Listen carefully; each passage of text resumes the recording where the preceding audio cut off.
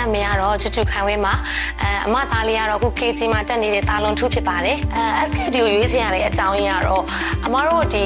ပေါ့နော်တသားရဲ့ဖိုးဖိုးဖွားဖွားတွေပေါ့ဖိုးဖိုးဖွားဖွားတွေကအစတသားရဲ့ကာဆန်တွေအကုန်လုံးကိုဒီမှာပဲသူတို့ကထားဖို့ရည်ရွယ်ခဲ့ရင်းနေပေါ့နော်ဒီအကြောင်းမှာအမတို့နေတဲ့ခါကျတော့တန်လင်းမှာနေတာတန်လင်းမှာနေတယ်တာမွေကိုသွားရတယ်တန်လင်းနဲ့တာမွေကူးနေရတဲ့ခါကျတော့ဒီเจ้าရှိအမြဲတမ်းဖြတ်ရတာပေါ့နော်ဘဘကလည်းဒီเจ้าကိုအရန်သဘောကျတာအရန်သဘောကျခဲ့တဲ့အတွက်ကိုလည်းဒီเจ้าပုံတော့တတိထားမိသွားတယ်ဒီเจ้าလေးကိုသဘောကျလာတယ်အဲ့တော့သဘောကျတဲ့အတွက်ဒီเจ้าလေးကိုစုံစမ်းကြည့်မယ်စုံစမ်းကြည့်ပြီးတော့မှပဲအသေးစိတ်လေးကိုသိရပြီးတော့မှစဉ်းစားဆုံးဖြတ်မယ်ဆိုပြီးတော့စုံစမ်းရင်းနဲ့မှအဲ့စုံစမ်းလိုက်တဲ့အချိန်မှာကအရန်သဘောကျတဲ့အချက်တွေကိုတွေ့ရပြီးတော့မှထားဖြစ်သွားတာပါSKD ရဲ့ဘာမှဆိုတော့တသားကကြတော့ဒီမှာက nursery ပေါ့နော် nursery မတိုင်ခင်စမ်းမဖွင့်နေအဲ့ကလေးကနေစ join လိုက်တာစ join လိုက်တဲ့အခါမှာအရင်ဆုံးစမ်းမကို join လိုက်ခဲ့ကလေးကဒီចောင်းပေါ့နော်ចောင်းကိုလာတော့ကလေးကအရန်ပျော်လာတယ်အရင်ဆုံးဒီကလေးတယောက်ကဒီចောင်းကိုလာဖို့အတွက်ကိုအရန်သူ့မှာရာအလုံး ready ဖြစ်နေတယ်အစင်သင်းဖြစ်နေတယ်ပျော်ရွှင်မှုတွေဖြစ်နေတယ်အဲ့မှာဒါမိဘတယောက်အနေနဲ့ကျင့်တတ်မှုတစ်ခုအရင်ရသွားပြီပြီးတော့ကလေးက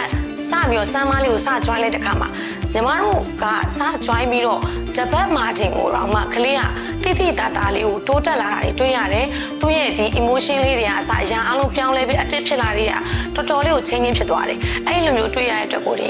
ညီမတို့မိဘတယောက်အနေနဲ့တော်တော်လေးကိုကျဉ်းနေပါပြီညီမသားကြတော့ဒီမှာကစမ်းမရော nursery ရော pre-KG ရောလက်ရှိ KG ရောဆိုတော့3နှစ်ပေါ့နော်ပြန်ပြန်အဖြစ်ဆိုတော့ဒီ3နှစ်မှာဆိုရင်ကလေးရဲ့ဒီတိုးတက်မှုတွေကတစ်နှစ်နဲ့တစ်နှစ်ပေါ့နော်ထိုးခြားစွာပြောင်းလဲလာတဲ့အပြင်ကိုဒီနှစ်မှာကျတော့ဒီ IB ပေါ့နော်ဒီ IB program လေးကိုထည့်ပြီးတော့သုံးလိုက်တဲ့နှစ်မှာကျတော့တိတာဘာတွေပြောင်းလဲလာလဲဆိုတော့သူ့ရဲ့ဒီတငင်ချင်းပေါင်းတင်နေတဲ့ဆက်သွယ်မှုတွေအခြားသစိမ်းတွေကိုပါသူကမကြောက်မရွံ့မဲနဲ့ပြောဆိုနိုင်လာတယ်နောက်ပြီးကြောက်လို့ရှိရင်သူအရန်ပေါ့နော်ဒီလူတယောက်နဲ့တွေ့ဆုံလာတဲ့အခါမှာ gain အရန်ဖြစ်တယ်ဘယ်လိုမျိုးလေးပေါ့နော်ဒီတယောက်ကိုဘယ်လိုကျင်နာပေးရမလဲသူ့ရှိမှနာကျင်မှုဖြစ်တာလေးတွေကအစကလေးနဲ့မလိုက်အောင်တော့သူကကျင်နာပေးနိုင်တယ်နောက်တစ်ခုကကျတော့မိဘအောင်လေအရာတစ်ခုကိုပြောပြလိုက်ပြီဆိုရင်သူကအရန်တွေးတယ်သူချက်ချက်ငြိမ်သွားတယ်အဲ့ဒီအရာတစ်ခုမှသူအရန်စဉ်းစားတယ်အဲ့ဒီအရာဘယ်ကလာတာလဲမိဘယ်ထိသွားတာလဲနောက်ဆုံးသူကဘယ်လောက်ထိသွားတယ်လဲဆိုတော့ဂိတ်ဆုံးထိတွေပါတွေးပြီးသူကမေးခွန်းလေးတွေမေးတယ်မေးခွန်းလေးတွေမေးပြီးတခါကျလို့ရှိရင်ကိုလုံးဝမထင်ထားတဲ့အတွေးခေါ်ပိုင်းတွေသူ့စီကရှားလိုက်ရတယ်မိဘတယောက်ဖြစ်ပြီးတော့ကလေးစီကအတွေးခေါ်တစ်ခုကိုပြန်တင်လိုက်ရတယ်လို့မျိုးဖြစ်သွားတဲ့အခိုက်အတန့်လေးမျိုးတွေတော့ကြုံရတဲ့အထိကို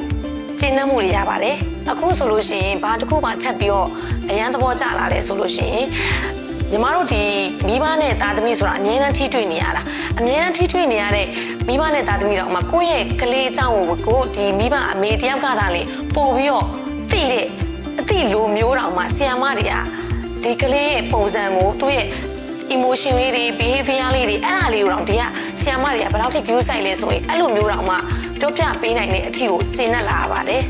ဆရာမတွေသိတယ်ပေါ့နော်။ဘာကြောင့်ရွေးချယ်တင်လဲဆိုတာကတော့လေအများဆုံးကတော့ညီမတို့ပြောသလိုပေါ့နော်။အကုန်လုံးကတော့ကောင်းကြတယ်။သူကနေသူအားသာချက်အားနည်းချက်ရှိမှာပဲ။ဒီပေါ်မှာမှမိဘတွေအနေနဲ့ကတော့ကိုယ်တိုင်ကိုကြရွေးချယ်ပြီးတော့တေချာစဉ်းစားဆုံးဖြတ်ပြီးမှလုပ်တဲ့ပုံမှာတော့ပိုကောင်းတယ်။အဲ့တော့ညီမကကျတော့ဘယ်လိုမျိုးရွေးချယ်လိုက်လဲဆိုဒီမှာဒီเจ้าကိုထားတော့မယ်ဆိုညီမတို့မှာဒီเจ้าမှာအစမ်းတစ်ပတ်ပေးပြီးတော့เจ้าကိုတက်ခိုင်းတယ်။အဲ့တော့အစမ်းတစ်ပတ်ညီမတို့ကတက်လိုက်တယ်။အဲ့ဒီအစမ်းတစ်ပတ်တက်လိုက်တာနဲ့တင်ကိုအဆင်ပြေမှုတွေတွေ့ရတယ်။အော်ဒီအစမ်းမို့လို့ဒီအစမ်းမှာအရန်ကောင်းသွားမှာလားဆိုတဲ့ပုံစံမျိုးနဲ့ညီမတို့လည်းဒါကတော့ risk ယူရတာကြီးပဲ။အဲ့တော့ယူလိုက်တဲ့အချိန်မှာဒီအစမ်းမာတွေကိုလည်းအရန်ဟိုပေါ့နော်ကလေးတော့အရန်အဆင်ပြေတယ်။နောက်ဒီ